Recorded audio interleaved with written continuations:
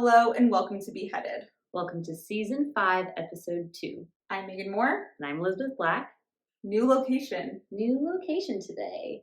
We always, I think every time, maybe like the first season we experimented a bit with location, but usually it's always at your house because your office is very acoustically sound, it's comfy, we love it. And this season we thought, hey, why not, switch off so you don't always have hosting responsibility. Well, and you don't have driving responsibilities too, because that is dangerous.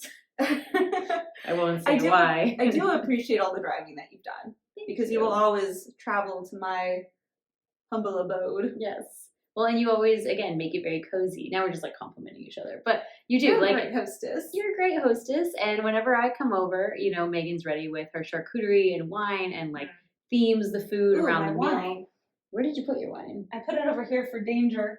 She knew. We were setting up. She knew the arms were going to flail Megan around. doesn't do well with red wine and rugs. Notice I gave you a stemless glass. I do, thank you. You're welcome. The number of wine stains I have on my rug in my office because of all of our nights of podcasting, we're sitting on the floor with red wine and there's countless of stains, but it kind of blends in with the colors. Okay. It works. Well, in the next few episodes, we can turn my white rug into red. Memories. So welcome to the new location, everybody. And again, we're trying out video a bit, so if you see it, very different from well, actually not that different from Megan's house. I'm like, look how different it is. Literally Megan's piano that she gave me. And we have some medieval maps that we got from the Renaissance Fair on the wall. Very cute. Yes. Well, my goal is, because I realize I am very late in getting the video out in conjunction with the first episode. That's not the goal. So my goal is by the time you're hearing this, you have already seen the first one. Cool. It'll be released. Okay. I just have to finish it. It's an ambitious goal. It is. You know what? If it works, great. If not, whatever. We can use these as snippets or something. But I will say real quick with the medieval maps, and I've been trying to find someone on this earth. So when I bought my Lord of the Rings map, they're, I don't know, $20 a map or something. And they slipped in another map that I did not purchase. It was just stuck kind of to the back. And it's a map of Slovenia. I like it. And we've used it at parties as a joke and stuff, as decor. But I don't actually know what to do with this. I think I'm just going to give it back to the medieval map maker. Which I feel bad because these are very intricate maps. So the medieval map maker, goes to a lot of the Renaissance festivals, which is how we first encountered him. Right. And he's awesome because first there's maps on every little thing, but you can customize and you can make requests for maps. Yeah. And I would love for all of our devoted fans out there who love to send us gifts. You do. Some of them. I really want a map of the different execution locations. That would be cool. I would love that. Especially if it's broken up by region or something. Yeah. This is where Mary Queen of Scots was beheaded. Obviously Tower of London, Tyburn. We'll just kind of focus in on England, Ireland. Yeah, I like that.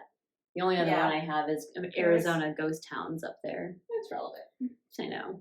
But I like your idea, and anyone who wants a Slovenia map, I will ship it to you for free. I thought that was mine. I thought I got to claim I gave it to you, and you gave it back. I did give it back to you. That is absolutely 100% the truth. I tried to give it to you already. It just keeps coming back to you. It's in my garage right now, so anyone who actually wants it, please, by all means. I will say you've been an amazing hostess because Elizabeth made homemade French onion soup. I did.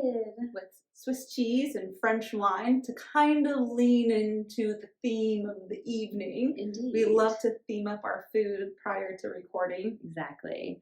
There was some pressure on tonight because Megan's always a good hostess when it comes to food and things. So I actually prepped the food last night. It's all Trader Joe's. No free ads. Almost everything I do, I just reheat. So really don't give me that much credit. Well, we had to time the baguettes correctly. It was, process. And the number of times we've been recording when we go, oh shit, we left that in the oven. Exactly. And we burn things by accident. The oven is off. There was been, at least that I can remember, 3 times of us recording where we've left something in the oven. I know.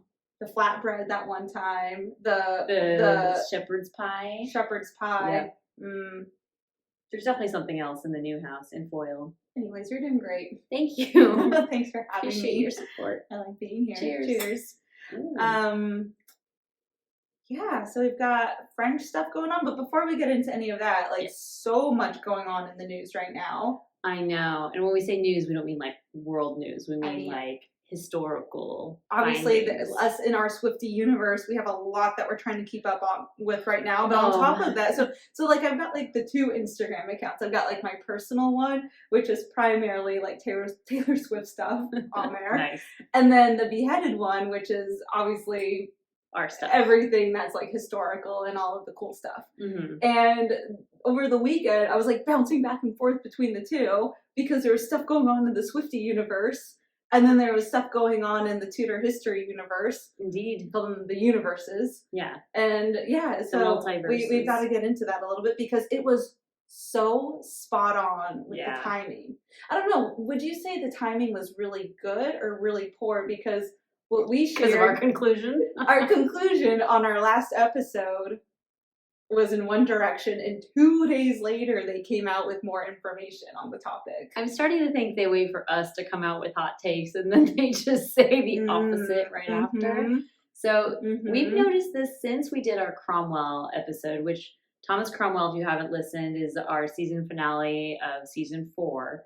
So we had been trying to talk to Dr. Owen Emerson the entire season, trying to figure out a date that would make sense for us. Clarification, not trying. Talking, but trying to get the date right. That's what I'm saying. We were talking to him. I was just pestering him every single day, like, it's me. No, he was very responsive. He was great. He was great. But it was weird because we knew we wanted to have him on for a special episode, and we happened to be doing Cromwell, like, not in conjunction, but around the same time. And it happened that he had just, made his big discovery, not him specifically, but his team. And they found Thomas Cromwell's Book of Hours, right? Like buried in Trinity College. And so he talked a lot about that on our show. It was a great show. Wonderful timing because we were going to talk about Cromwell anyway. So good. And then all over the news. Exactly. About Cromwell. And I'm just going to say this kind of in sequence. And then when we went to London just a month ago, we obviously saw Cromwell's book, and we were so excited because it's a very beautiful, like, historic book. There's like, a garnet stone on the front. It's, this latched old book. Oh, it was so cool to finally see. We saw it in person. We took photos. Such good timing. And then next to the book is Anne Boleyn's Book of Hours, which we've seen in so many documentaries. And we asked, we're like, why don't you have it open to the page where it says, like, my time will come, like Anne Boleyn. And they're like, we only do that on special occasions, like her execution date and all of that. And we were like, okay, great. And I was even looking at the book, and I was like, I even said something about, how it looked so, like, worn, and I thought it would be more ornate. And they were like, this was her, like, everyday prayer book.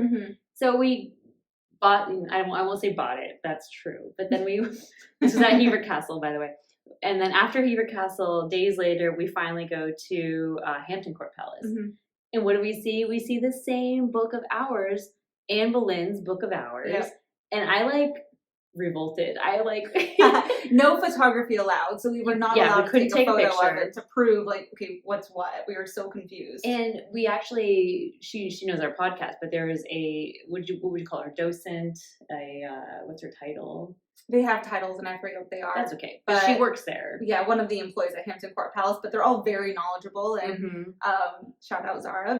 Zara's an expert in Elizabeth I history. She loves all types of Tudor history, but especially about Elizabeth I. So anyways, they're not just employees. They're there to help and educate, and they do talk sometimes and whatnot. So educated people. Very knowledgeable people, right? They're not just like volunteers at this museum and they know nothing about the subject. Like, that's not who they are.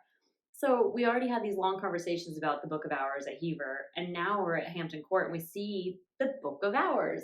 And I was like, whoa. And at first I was like, wait, does it say replica? Does it say something else? Like, what is this? But it's very clear. Part 2.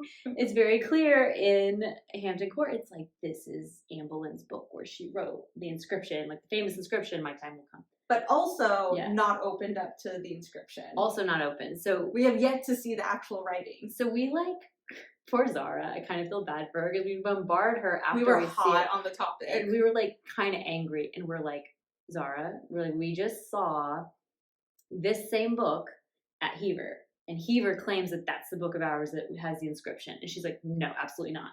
She's like, this is the book. And she was with someone else who was also like, no, well, not to call them out, but that must be pretty dishonest because we have the book right now. Yeah. We're like, well, somebody is lying. And they There's no way. What I loved the best of this whole exchange was they tried to blame us, like, no, you stupid Americans, you don't know, like, you made the mistake. And I pulled up my photos, and I was like, this was not 3 days ago, and I like show the, you know, the inscription, not the inscription, they but were I like, show they were like, you must have been looking at Catherine of Aragon's Book of Hours, or you were looking at Cromwell's, and you showed the little plaque that said Anne Boleyn's Book of Hours, and I said, what does this say?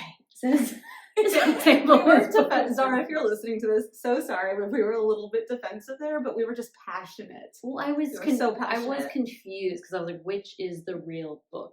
And they said, this is the real book. You know, we got it on loan from Hever. So yes, Hever normally has it, but like whatever you saw at Hever's not that book. So we were like, I didn't know what to do. And we literally sat there and I kept bringing it up. We'd be like at dinner later. And I'm like, but Megan, like, the book. What do we do? Which book? Who do we call out? Do we call up Dr. Tracy Borman? Like, who do we talk to about this? We actually DM'd Emerson. I did message Emerson, but we couldn't really get an answer. But then, like, the day after, like literally the day we left London, Emerson posts a video explaining that there's two books. There's 2 Book of Hours, which has never that belong to Anne Boleyn. Ever been said to us, or in my knowledge, in a documentary. They've never explained that there's 2 books. It's always the one. I was confused. And then Kate McCaffrey just a couple days ago came out with a really cute video too. She's like, oh, finally, like, both books are together. This one was on loan at Hampton Court Palace, and now we're bringing it back to Hever, and here's the 2 books together. And I was just like, we'd like to think we had something to do with it. It was like the Parent Trap. She goes, there's 2 of them? Literally, I was like Meredith Blake, like, there's 2. I was shook, and I'm still a little shook because I feel like they kind of swept us under the rug, and now they have this whole, oh, there's 2, surprise. I think we made that happen. But in all of our research, we've never heard of 2. But go maybe ahead. we're just not that good at being researchers, but I have not come across that there was 2 books. We asked them. I even said to them, I gave... Was there 2? Yes, I gave the people at Hampton Court an out, because I was like, maybe, like, the one we saw here was her everyday book, kind of like they had mentioned, and this is the one where her inscription is. Like, I said that, giving them a, you know, some reasoning some here. reason. And yeah, they were just like, no, like, there's 1 book and there's 1 inscription. And this is it, and we have it. So the reason we're bringing this up and why we're so passionate about it is because we truly think that maybe we just like cosmically we just like spur the topics of what's happening. We're giving ourselves a lot of credit here, so bear with us. But so our last episode, season 5, episode 1 that just came out, is about Perkin Warbeck, who was he claimed that he was actually Richard, one of the lost boys from the Tower of London. Exactly. And we went into the story of the Princess in the Tower. That was on a Tuesday. Yeah. On Thursday, Philippa Langley, historian, she is the same historian who discovered King Richard III's remains and proved it was him at the Battle of Bosworth.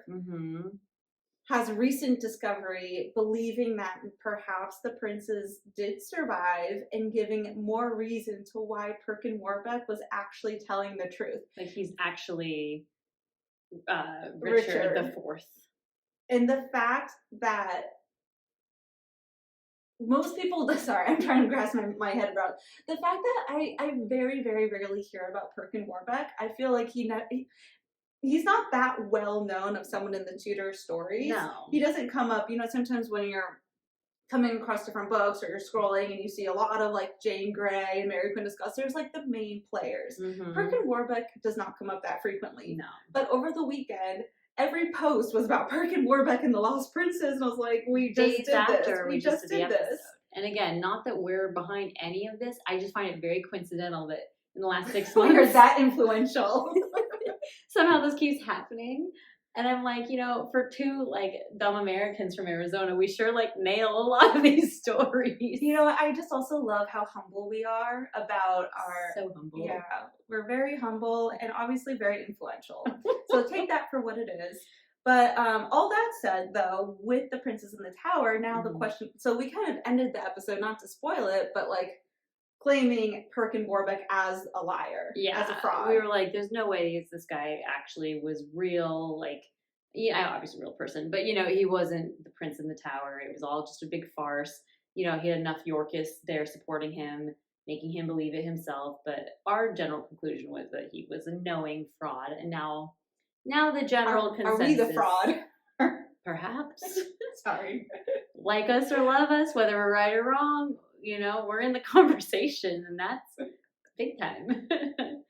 So interesting. I'm sure there will be more to come with our future episodes and other overlaps, because it's kind of crazy. I think it's a lot of weird coincidences lately. But I'm excited about it because I felt like the timing was so relevant. So if vice versa, if whether you heard our episode and you want to learn more about them, or you didn't hear the episode but you've been hearing things about the Princes in the Tower, you know, check out both sources. We are credible, and I thought we had some very strong points in that episode. We did. We might need to go back and read what Philippa Langley's coming out with. That's okay. And Tracy Borman has a documentary. I don't know if it already came out. It sucks because, like, it'll always come out in Britain first. Yeah. And it kind of takes a while to get to American PBS, which, you know, is like our version of the BBC. Right. So we'll have to wait for that and see what. Be on the lookout. Yeah. So anyway, long story short, we're learning every day, but our conversations are getting more relevant to a lot of things that are happening. So it's very exciting. Yeah. Let's get to our man of the evening. Yes. So we're going to call him Monsieur Francois Henry de la Motte. We might just call him de la Motte for ease of conversation. You guys know us and our pronunciation. Frank, that's a new one we're just going to start saying. But good old Frankie, his story really, you know, he becomes a main character later in his life. So he's one of those stories where we know next to nothing about his early life. It's also because he was a spy. He was a French spy. So was he maybe that good of a spy that we truly know nothing about his early life? Could be. We don't know when he was born. We don't know where in France he was from. All we know is when he started coming into the picture in England. So how he's well known is that he was essentially somebody who was giving secrets of the English Royal Navy and the armies back to France during the time of the late 1700s, which, again, we'll cover this more as the episode goes on. But the two main things that are happening now politically in Western Europe, obviously late 1700s, what's going on? Oh, yes, Megan. Wars. Wars. Wars usually happen. Safe to say. Wars do happen around that time. And because we're, again, dumb Americans from Arizona, what's going on that's a big deal to us? The Civil War. Yes, Megan. Nope, not that one. I'm kidding. The American Revolution. Thank you. Yes, the American Revolution, which we learned about in Yankees 5th grade, and to be honest, haven't thought about it that much since. So there's obviously this big struggle with the American colonies trying to claim their independence from Britain. And at the same time, you have the French that are coming in, and they're kind of helping, like, England lose. Like, they don't want England to win their colonies and have all this land in the Americas. They're too trying to get land in the Americas. They're too trying to be this big naval presence in the world and going around claiming lands. So there's a little bit of a competition there. So with America, they're also kind of trying to sail around to the West, or is it East Indies? The West Indies. The West Indies, thank you. The West Indies, and England every time is kind of, I guess, stifling their efforts. Whenever I hear about the West Indies and this whole situation, I always just think of Pirates of the Caribbean. Of course, yeah. That's the East Indian Trading Company, right? But that's probably why I said that. Yeah, but kind of similar, backgrounds there. Exactly. So they're fighting wars. I wrote it down here. Not only is it the American Revolution going on, but in the West Indies, the North Atlantic, and in the Indian Ocean. Right. France and Britain. And this is, I'm going rogue here. I'm going off the top of my memory. I think this was after the 700 Years' War, where England already beat out France. So I think France was a little bit, like, burned by that. Sure. So that's more reason why they were just doing anything and everything to just be defiant and go up against England. Right. Like, these guys are bullies. And since terrible spices. I was gonna, yeah, with bad food. No offense to you guys. I tried to order my best. But yeah, and this is kind of a tale as old as time, right? Like, I mean, when we talk about any kind of Tudor story, like sometimes they're allies with France and Henry's hanging out with Francis and everyone's cool with each other. And other times it's like, we hate France, we want that land, we want Calais, like whatever. There's always just like territorial disputes, religious disputes once England becomes more Protestant. There's always something going on between these two countries, big rivals, because generally they're similar. Yeah. So roughly same size, roughly same strength, roughly same like good, strong leaders. So there's always something that they have to fight about. And at this point in time, it's really just like what's going on in other parts of the world that they're fighting about. So it's the American Revolution, and our man Francois Henry de la Motte, just starts to kind of come into play. So what we know about him, and again, he was a spy, so we don't know a heck of a lot. But what we do know is that he lived on Bond Street in London. Cool. Yes, he dressed very much like a gentleman. He kept very good company, so he's always at parties and very like affluent about town. He spoke English, obviously. So people just thought he was this wealthy French aristocrat, like who just came to England to live his life and throw parties. And he was very well acquainted with the geography of London, southern England.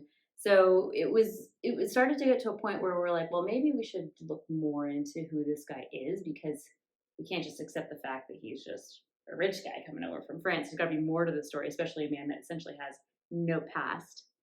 So how about this?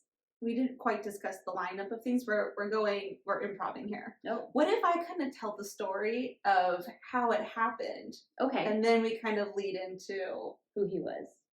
Is that all right with you? Sure. Okay. Why not?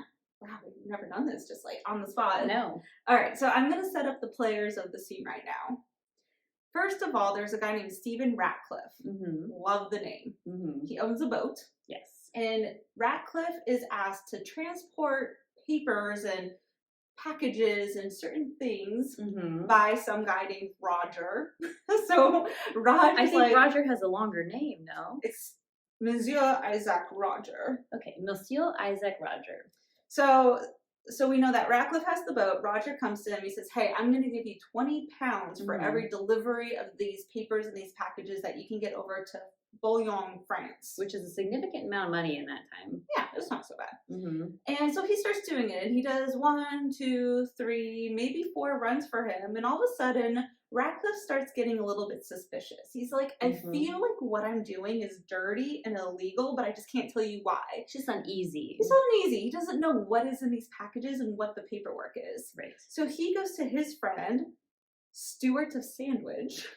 This is a real name. Love a good sandwich. He's a merchant. He's a good friend of Ratcliffe, Joseph Stewart. And this guy says, all right, I'm not going to touch this dirty business either, but I know someone we can go to. So next time you get one of these packages, accept it like normal. We're going to go run it over to Lord Hilborough, the Secretary of the State, who they have connections with. It's like, we're going to have him open it and figure out what is this information. Right. And they open one of the papers, and let's be clear, the Secretary of State isn't opening the packages himself. He's giving it to someone.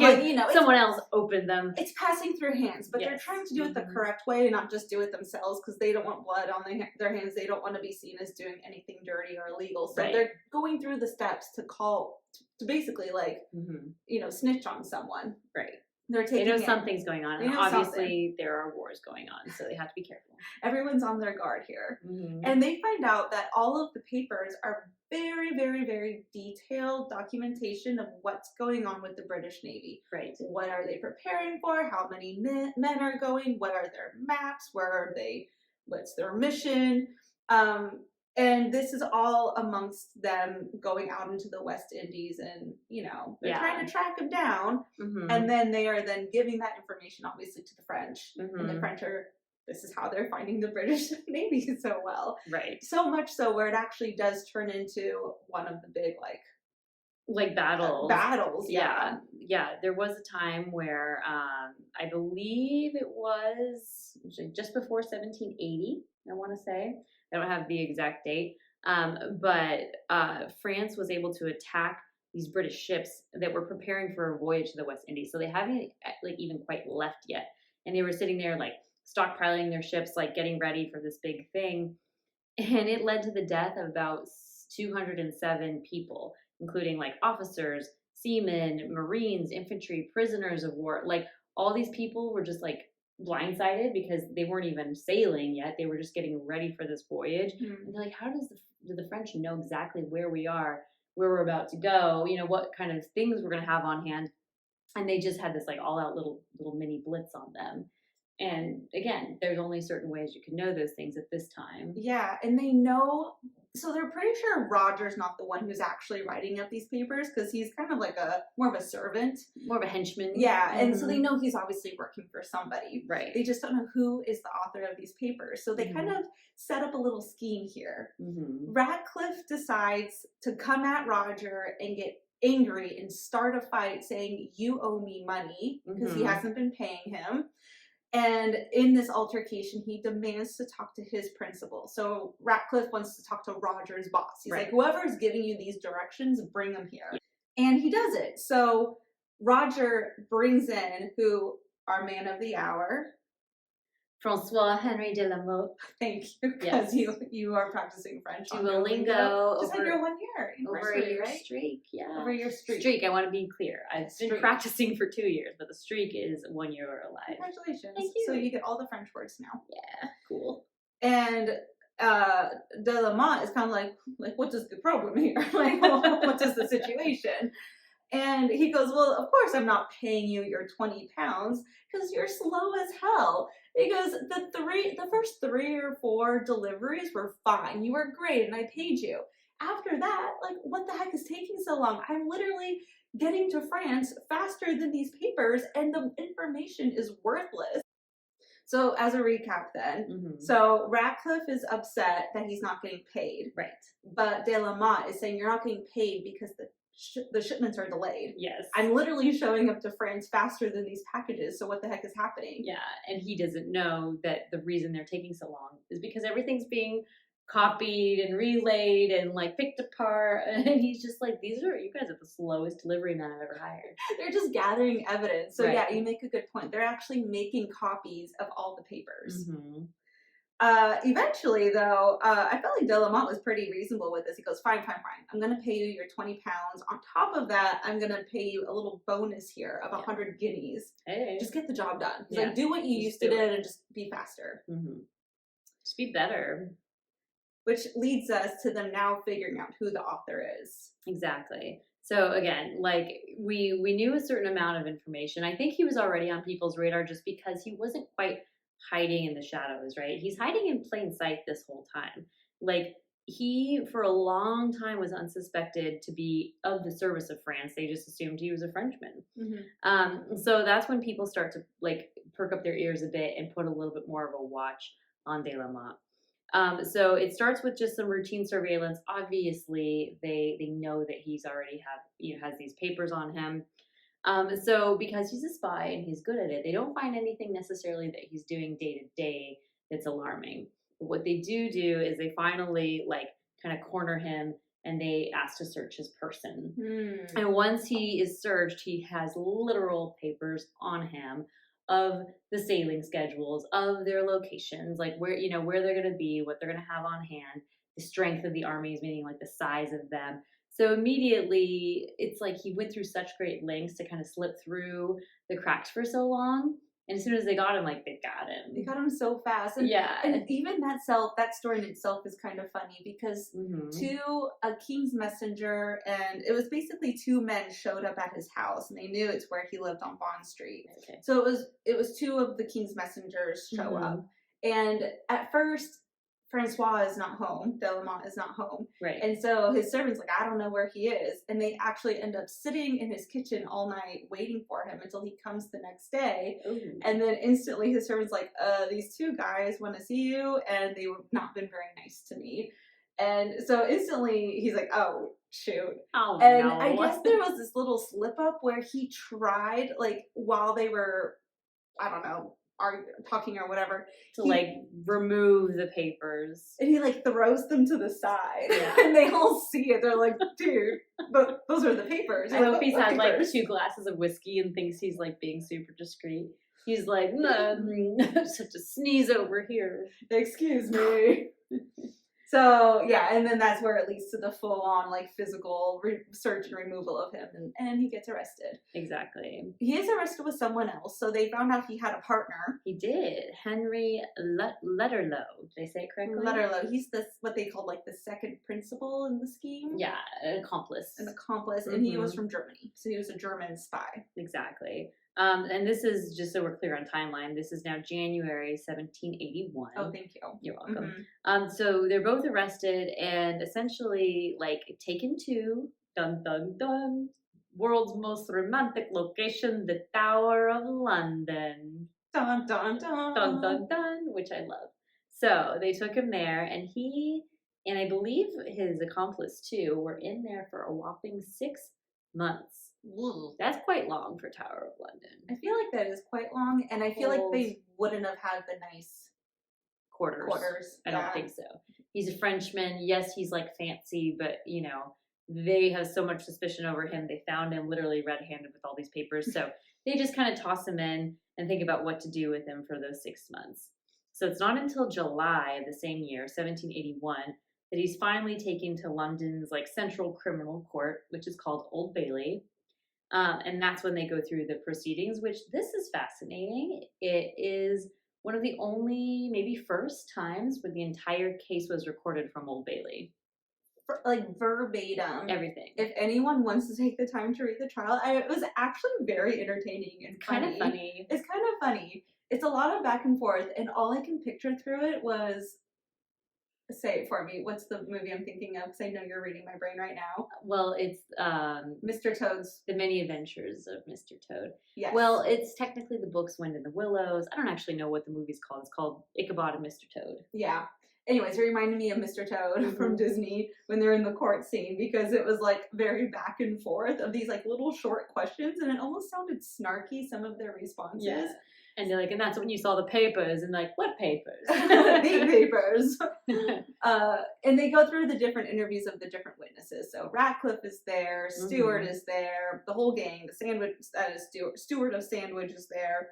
Yeah. And in the trial notes, you can read the whole setup, you can read the Attorney General's statements, his reasoning, and then they go through the interviews. And yeah, as part of the interviews, they were like, he's like, and then you carried the papers. He's like, yes, I carried them. He's like, you carried what? She's like, I carried the papers. Like, they're really trying to get them to say things specifically. Right. But the prosecutors did say, to De La Motte's credit, they said, in the whole history of mankind, an instance was not to be produced of a more ingenious, able, and industrious spy than Mr. De La Motte. Which I thought was interesting, because I'm like, I'd like to know, again, why they thought he was such a good spy, other than the fact that he was hiding in plain sight and he essentially had no past and no history. I mean, they found him pretty quickly, because they found him quick, and they got papers literally on his body. So I that's good. That's a very nice, like, I guess, flattering thing to say about somebody who's this big time spy. But also, like, are you that good? Are you? I feel like if you were truly a spy, you wouldn't use your name. Yes. Right? Was his name actually that? Who knows? De La Motte? But the minute that the person who's transporting your criminal evidence wants to be like, I want to talk to the boss, you don't just come and be like, I'm the one who wrote this. Yes, this is me. He's like, hide bonjour. Je suis Monsieur de la Motte. Bienvenue. How can I help you? Say, yes, I wrote all these letters. Oui. Yes. J'écris les lettres. Good job. Kind of. I don't know tenses yet. You just feel like he should hide back behind some layers of posse. Yeah. I thought it would be like, our first episode was talking about Perkin Warbeck, right? Mm-hmm. And his layers of identity. So you'd think there'd be a little more peeling back of like, actually, he was a peasant from like Burgundy, and his real name was, I don't know, give me a good French name. Bonjour, Louis. Louis. The 14th. Good. From Burgundy. Like, you think there'd be these like, these big, reveal moments. And so it's like, maybe they just didn't really care to dig that deep in, and they just knew, hey, like, either way, it doesn't matter where he's from, what his name is, what he did in the past. Either way, this is high treason. High treason. Which is always the case. His lawyer, I think, did actually a pretty decent job through the trial. At one point, they're trying to use these copies of the letters as the evidence. Why wouldn't you? Yes.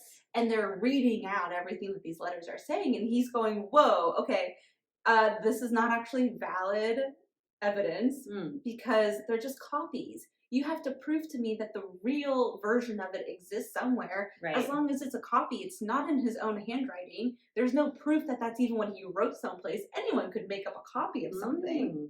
I thought that was pretty fair. That reminds me of like modern day, like internet. Like people read something on the internet and they're like, well, I read it on the internet. Like it must be true. Someone took the time to like publish this. And I feel like you could say that back in the day of like copies of manuals or pamphlets or letters. You'd be like, well, someone just wrote this. Yeah, well, prove it's true. Unfortunately, while that was a very valid argument, they said, you should have brought this up sooner. You should have objected to this type of evidence sooner on. And then they kind of like made a joke. They're like, okay, well, erase this from your memory then. Like, no, we've already said it. They said obliviate. Yeah, they tried to obliviate all their memories. They couldn't. And so the jury had to kind of use that. But yeah, I think they tried to give him a good run. But unfortunately, there were some witnesses that just were not working in de la Motte's favor. Exactly. So after all of this is said and done, he's found guilty of high treason, of being a spy for France, and of relaying important naval intelligence, specifically in like Portsmouth, Hampshire, like southern England area. So once they find this out, they obviously say you're going to be given the most severe punishment. And we always think about what happens with his friend, right? What happens to Henry Letterlow? He, instead of like coming to his friend's defense, instead of just trying to figure out ways both of them can get off, he says secretly, actually, it was like he kind of had a bold face in court, but then he goes to, I don't know if it was the judge or the prosecution, but he goes to them and says, you know what, I will give you everything you need to know if you just let me off. So he was willing to spill the beans about everything to be let go. They said he gave damning testimony against his friend. Yes. He totally threw him under the bus. He's just as guilty as him. And the fact that Henry gets off with scot-free with literally no sentence at all, found innocent, when his friend gets the most extreme sentence of all mankind. Exactly. It's just like, where is the justice? And you have a really good quote, too, about what they told Henry Letterlow. Yeah, the prosecution said about Letterlow, they said, while you were poor, you grew rich by joining de la Motte in schemes of assisting France against England. When you got rich, you intended to grow still richer by assisting England in schemes against France. Like, he's the perfect Benedict Arnold.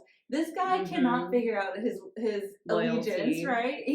So they're basically saying wherever it benefits you, right? When you wanted to get rich, you helped out France, but now you want to get even richer, so now you're going to help us out. And they're kind of like, and guess what? You will be rich from this. So he was actually pretty well rewarded for just spilling the beans on everybody. Well, and you have to consider this, that he's not a Frenchman. Right? True. I didn't actually think of that. Yeah. He doesn't care. He's like, I'm from Germany. He's German. He doesn't really give a shit like what happens between England and France. So he's like, yeah, I'll give you whatever you need to know. Get me off. Like, I don't really have a dog in this fight. It's cool. So, and they're probably not worried about him because they're like, at the end of the day, this guy's German. You know, he's not going to have this secret network of French spies that he's orchestrating. They're like, yeah, That's a good point. He's just a random German. Like, they were, I think, willing to make a fair trade for his life in exchange for all the information.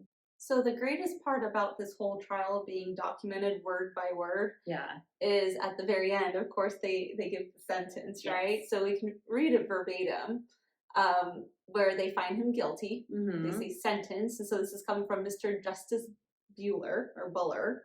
Not quite. Dang. He says, Francis Henry de la Motte, which I like how they don't call him Francois, they call him Francis. Yeah, I know.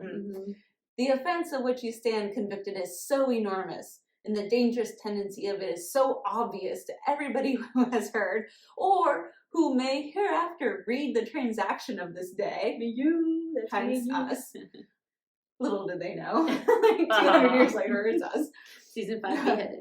that it would be but misspending time to enlarge upon it. It is an offense for which every state under the sun has agreed in inflicting the most exemplary punishment. And then he goes on and on this huge paragraph, just like really belittling him and making him feel like a total piece of shit. Oh. And then he goes on, the sentence of the law in your case is, and this court doth adjudge, that you be drawn upon a hurdle to the place of execution, that you there be hanged by the neck, but not until you are dead. But that being alive, you be cut down and your bowels taken out. Are you doing hand motions with this? Okay. I'm doing hand motions. We have video. And your bowels taken out and burnt before your face, that your head be severed from your body, and your body divided into 4 parts, and that your head and quarters be disposed of as the king shall think fit. And may the Lord have mercy on your soul. Good job. Great charading there. Yeah, you know. So our favorite, hang, drawn, and quartering, which is like not what you want to hear in court. No. It's terrible. It's just crazy because I'm trying to remember like the hang, drawn, and quarters we've had of the past, right? Mm-hmm. We obviously had William Wallace, very infamous one because he led the rebellion of Scotland. Another Francois. Francois de Damiens. Yeah. At the Place de Grève, very gruesome one, which we put on our mug, his little quote. Yep, the day will be hard. You know, but those were like rebelling against the king, trying to murder the king. Like they were very big rebellious acts, whereas this guy, in my opinion, I mean, he's just a spy. Paperwork. He's just really a gossip, right? Kind of like white collar crimes. In my opinion, he should go to minimal security white collar prison. But you know, hang, drawn, and quartered, same thing. He's not even that good at it. He got caught so fast. Yeah, so he's only doing it for about a year. I think that's pretty extreme. Yeah. But it was obviously one of the most severe, disgusting, gross punishments you can give to somebody. Hang, drawn, and quartered, which we just described. So that was on July 11th, 1781. That was the day of his trial. Mm-hmm. And he was actually beheaded. Well, sorry. He was actually executed on July 27th, 1781. So it wasn't that far off. Exactly. And so on that day, he arrived to the place of execution. It's at Tyburn. Yes. Actually. Tyburn. Megan has a whole book just on Tyburn executions. And there was a section in there, which I made my husband go and find and have to read out. He did a good job. I got a little bit frustrated at first because I couldn't guide him to the chapter via FaceTime. We're normally at Megan's house where she can access her books. Instead, he was my scribe, and he found and took pictures of it. He's a good little, He wore a black suit to his execution. Did you know that? He did, yes. Oh, you have it? Okay, I was going to say that next. I'm sorry. Rude. He also had a little devotional book. So it was said that he was very stoic, and all he did was just read from his devotional book. And his actual hanging, once it was all said and done, was about over an hour, and he wasn't dead at the end of his hanging. It was hanged at the neck until not quite dead. Until not dead. 57 minutes. Yeah. He was strung up there. Yes. Which is long. It's a long time. It's a long time to be wiggling about. I know. And I'm wondering, I mean, you know, if you've seen Braveheart, it's like your feet, I guess, are still on the floor. Like you're not obviously hanging from the rope. It's more just like strangulation. Oh, yeah. They're just kind of like letting you dangle a bit. I think so. Like I think you can still technically like touch your toes, so that way you're not actually like getting strangled the whole time. I mean, you're strangled, but you're not like but they don't want dead to strangled. Break your neck or anything. Yeah, like they that. weren't looking to break your neck. You weren't stepping off a ledge because obviously you struggle. Yeah, you risk the neck breaking. Struggle a little bit. Ring around. It is interesting to think of the different setups of all of it, because I'm thinking back to Guy Fawkes, who was supposed to be hang, drawn, and quartered, but he just jumped because he was up on a ladder and he jumped off. Right. So they probably have some sort of platform that doesn't allow them to kill themselves. You know, they probably learned from Fawkes. Like we've got to keep this a little bit more foolproof. They learn after every execution how to make it more awful. More awful with every execution. Yeah, that is our motto. But every episode of ours just gets worse and worse. No, the end of this gets even more juicy. But so once he is finally cut down from the rope, right, he is laid on a block. His head is officially severed. So at that point, he's gone. Aww. But what they do with the rest of his body? What did they do? they decide to lay his, I guess, torso, because head's gone, torso down, and they put a big incision in his chest, and they take out his heart. They rip out his heart, and they throw his heart into flames. So instead of him being alive for the whole like burning of the intestines things, which is a normal drawn and quartering, they, take off his head first, so he's not alive for this, but then they take his heart out and put it in flames, which in all of our execution research, I've never seen. No, it seems a little bit gruesome. Yeah. A little bit Scottish of them, one might say. Quite Scottish. Quite. It just seems odd why you would choose to do Just that. take the heart. Like, what's the heart about? Well, also, the executioner didn't quite follow the sentence then, because it said he was hanged, and then his bowels taken out and burnt before your face, and then your head should be severed from your body. That's a drawn and quartering. That's the proper way. Mm-hmm. So I was reading up a little bit about hang, drawn, and quartering, and different executioners who might have a little bit of sympathy for the prisoner. They might do the head first, behead them before which makes disembowelment and cutting open. But the heart then, thing is weird. That's the heart was not a part of anything that maybe Judge Bueller said. Maybe the executioner realized he did it wrong, and he's like, oh shit, I gotta show him something. How do I? What have they not seen before that I can kind of? The head off first. He's like, everyone goes no, and he's like, yeah, I forgot that was last. That was supposed to be the last. He didn't part. read his manual correctly. He got things a little bit out of order. He turns his notes over. He's like, oh. The whole audience goes, oh. And he's like, but wait, there's more. Yeah. And then you can just hear it's so gross. What shall I remove from the torso? And then like heart. There was 80,000 people there at the execution too, so it was perhaps quite that's a display. That's how it went down. I do have some info on the executioner. Oh, tell me. His name was Edward Dennis. These just sound so modern, like Roger and Dennis, Stephen, all hanging out in the 1700s. Okay, I love really quick. We didn't even say Ratcliffe. Get it? Pocahontas, Ratcliffe, Governor Ratcliffe. I didn't even. Yes, you did. I was thinking of Ratty from the stupid movie I just referenced, the Toad. Oh, Mr. Toad. Yeah, but isn't there like the rat? Yeah, it was Water Rat, Mr. Rat. Mr. Rat. Sorry. Well, Ratcliffe though.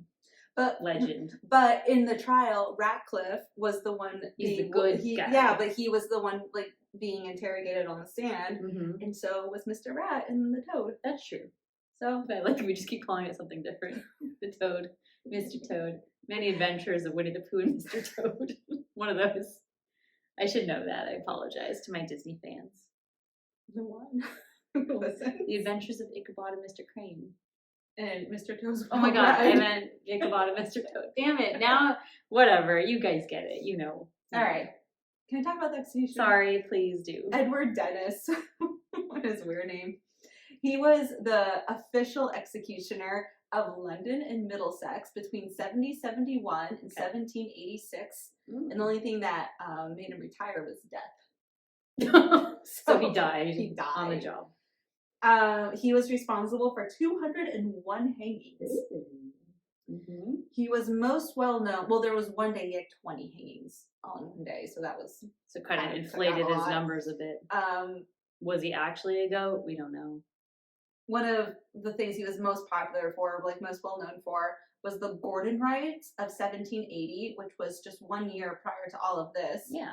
He became a part of the riots, and he was put on trial, and he was saying, I got pulled into it with the rioters because they recognized me as the local hangman, and they threatened me and whatever, so I had to join them because they knew who I was. And I mean, we've talked about what it's like to be an executioner before on this show, so yeah, he might be right. He might be. Yeah. They believed him. They pardoned him only because they needed him to hang 19 people the next day. Yeah, all the people who supposedly coerced him into being part of the riot. Oh, that's tough. So they pardoned him so he could continue executing. Okay. Anyways, that's Dennis. Good old Dennis, man. It's his story. I like when Megan tends to be the one to research the executioners more, and I always appreciate that. I like the executioners. I feel like they need a name in history. They're not that well known, and their name should live on. We should publish a small little pamphlet. I still haven't read that one book I got on that one, The Executioner of Prague.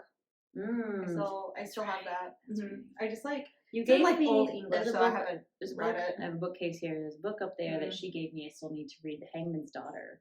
Ooh, that's a good one. It's a series. It's I like know. a 10-book series. I know. I'm sorry. I have other shitty books I need to get through. You also have Marie Antoinette's head in there. I do. I love it. I gave you that too.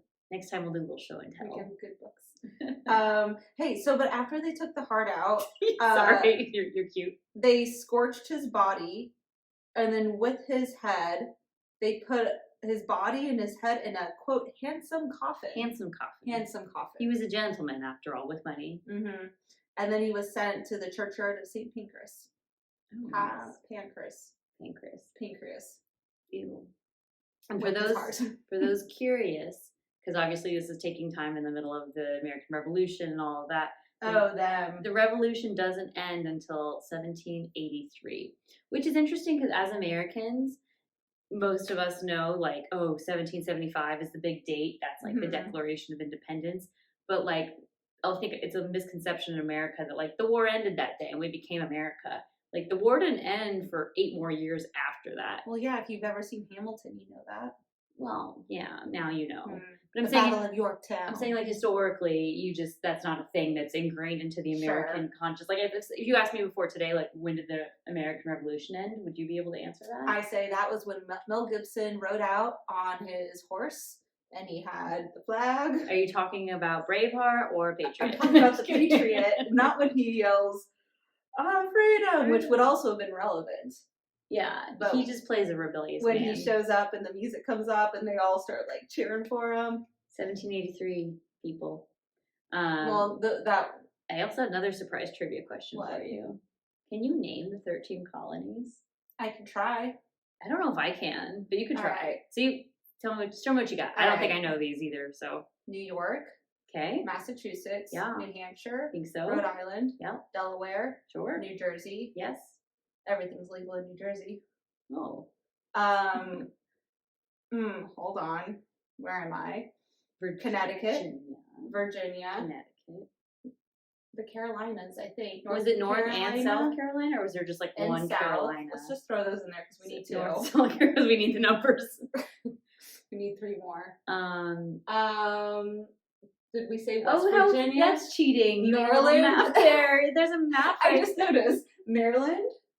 Fine. Pennsylvania, probably. Pennsylvania, obviously. Now I think we're over 13. No, we're at 12. And then Washington, D.C. is a district. I don't know if that counts. No. There was probably another one. Did we say New Hampshire?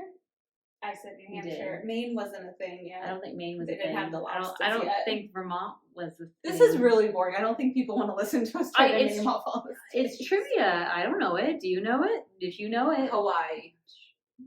Sure. Arizona, clearly. Arizona ghost towns. And Slovakia. No, I was Slovakia. What was your map? Slovenia. Slovenia. Please, somebody claim it. I will send it to you. We will sign it. We'll write you nice notes on the back. Just get rid of it. I tried to give it to Megan. She doesn't even want it. It just keeps coming back up. Anywho, well, that is our other Francois, who was also hanged, drawn, and quartered. Was there other information about him we missed? Because I felt like we did a good job, but we were like shuffling back and forth. No, like I said, I mean, he was a spy. It was hard to get a lot of information. All we know is that he was well dressed. He was a man about town, and he had some henchmen trying to do his dirty work with delivering all this information back to France. But eventually, he was caught. And he doesn't know how to make a good nickname for yourself. He doesn't know how to, quite get the fake name you should operate under. Mm-hmm. And I think, I would be curious as to the motivation as to why he would want to do this. We don't know a lot about that, right? We don't really know where he was coming from. Yeah, why was he getting rich from this? Probably money. Money's always the driver. Her pure speculation. He speaks English, so he's probably from like a well-known French family, mm-hmm. like probably good schools. The Boleyns.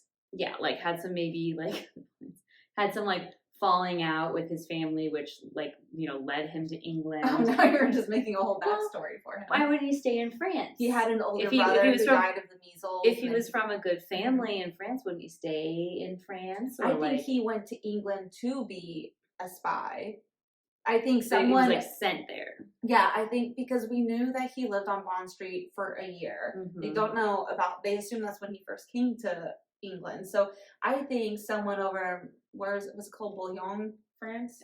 Bouillon, I think. Bolognese. Close. Bolognese. She smells the French onion soup. She wants more. Smells good.